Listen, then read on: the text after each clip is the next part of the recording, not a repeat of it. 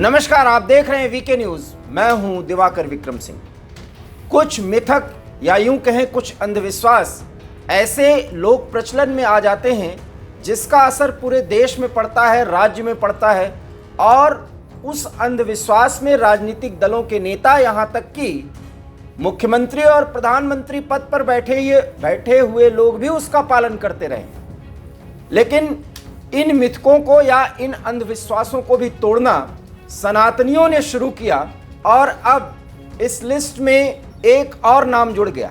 हमने कहा कि एक लिस्ट में और नाम जुड़ गया, मतलब पहला किसी ने इस मिथक को तोड़ने का प्रयास किया, न सिर्फ प्रयास किया बल्कि मिथक को तोड़ा, उस अंधविश्वास पर पानी फेरा और सफलता भी पाई। जी हाँ, मैं बात कर रहा हूं उत्तर प्रदेश के मुख्यमंत्री योगी आदित्यनाथ के बारे में, जिन पर यह कहा जाता था कि पहली बार जब वो मुख्यमंत्री बने कि वो नोएडा ना जाएं, क्योंकि नोएडा अगर कोई मुख्यमंत्री आया तो फिर दोबारा नहीं बना।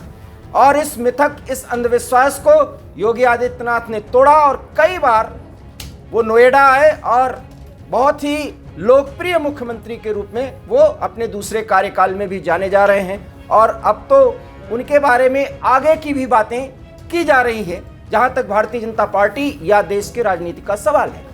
लेकिन अब इस फहरिस्त में एक और नाम आ गया। जी हां, मुख्यमंत्री मध्य प्रदेश मोहन यादव। और वहां पर भी पूरे मध्य प्रदेश में एक मिथक की चर्चा या यूं कहें अंधविश्वास की चर्चा बहुत होती है कि महाकाल की नगरी में कोई रात को ठहरता नहीं, क्योंकि महाकाल की नगरी उज्जैन और वो जो नगर निगम की जो सीमा है, उस सीमा के दायरे में दो राजा ठहर ही नहीं सकते। लेकिन सीएम मोहन यादव ने इस अंधविश्वास को तोड़ दिया। वो रात में रुके और उसके बाद इस पर बयान भी दे दिया कि ये सनातनियों के खिलाफ एक बड़ी बात है कि इस तरीके के अंधविश्वास गढ़ दिए जाते हैं, जबकि इसका कोई मायने नहीं। तर्क भी आगे दिया कि बाबा महाकाल तो पूरे ब्रह्मांड के पिता हैं, हम उनके बच्चे की तरह हैं, फिर महाकाल की नगरी में हम क्यों नहीं रुक सकते। बड़ी बात उन्होंने कही। और चूंकि महाकाल की नगरी से ही मुख्यमंत्री मोहन यादव का संबंध है और इसलिए इस मिथक को भी तोड़ करके उन्होंने बयान दे दिया।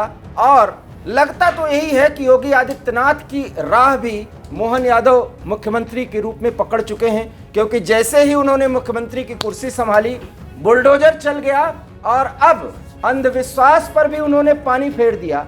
महाकाल की नगरी में वो रुके और न सिर्फ रुके बल्कि ये बयान भी दिया कि ये भ्रांतियां हैं, इन भ्रांतियों पर सनातनी विश्वास और भरोसा नहीं करते। बाबा महाकाल पूरी दुनिया के, पूरे ब्रह्मांड के पिता हैं, हम उनके बच्चे की तरह हैं, हम महाकाल की नगरी में क्यों नहीं रुक सकते। यही नहीं, मोहन यादव ने अगर ये बयान दिया है तो इसके मायने समझिए, क्योंकि दो बातें कही जाती हैं कि महाकाल की नगरी में दो राजा नहीं रुक सकते, और सीएम मोहन यादव ने यह बयान देकर के यह स्पष्ट किया कि मैं राजा नहीं, मैं तो किसी राज्य का मुख्य सेवक हूं। और प्रधानमंत्री नरेंद्र मोदी जिस तरीके से अपने आप को प्रधान सेवक के रूप में प्रस्तुत करते हैं, अब मोहन यादव ने यह बयान दे करके यह भी संदेश दिया कि वो कोई राजा नहीं बल्कि एक प्रधान सेवक हैं अपने राज्य के, मुख्य सेवक हैं अपने राज्य के।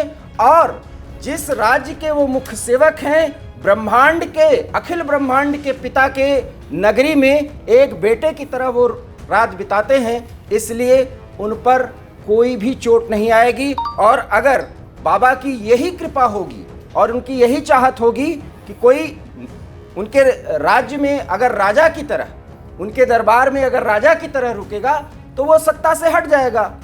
इस पर मोहन यादव ने कहा कि अगर उन्हें मंजूर होगा, यही होगा अगर हमारी नियति, तो ऐसा हो जाएगा। लेकिन वो हमारे पिता हैं, अखिल ब्रह्मांड के पिता हैं, हम उनकी नगरी में रुके और इस मिथक को हमने तोड़ दिया। अब ये तो आने वाला समय बताएगा, लेकिन मोहन यादव ने ऐसा कह करके दो बड़ा संदेश दे दिया है और वो संदेश भी हमने आपको बता दिया है। और किस तरीके से योगी आदित्यनाथ नोएडा आकर के एक भ्रांति तोड़े थे और अब मोहन यादव भी एक भ्रांति तोड़ करके मध्य प्रदेश की जनता को भी बड़ा संदेश देना चाहते हैं और साथ ही साथ पूरे देश को कि एक सनातनी के रूप में और एक प्रोग्रेसिव यूथ के रूप में अगर उनका चयन किया गया है, मुख्य सेवक के रूप में या मुख्यमंत्री के रूप में, तो वो जनता को कई भ्रांतियों से दूर हटाएंगे या उनको दूर करेंगे और विकास के रास्ते पर मध्य प्रदेश को ले जाएंगे। आपको हमारी ये खबर कैसी लगी?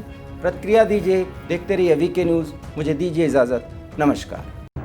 वीके न्यूज़ मध्य प्रदेश छत्तीसगढ़, दिल बोलेगा देश सुनेगा।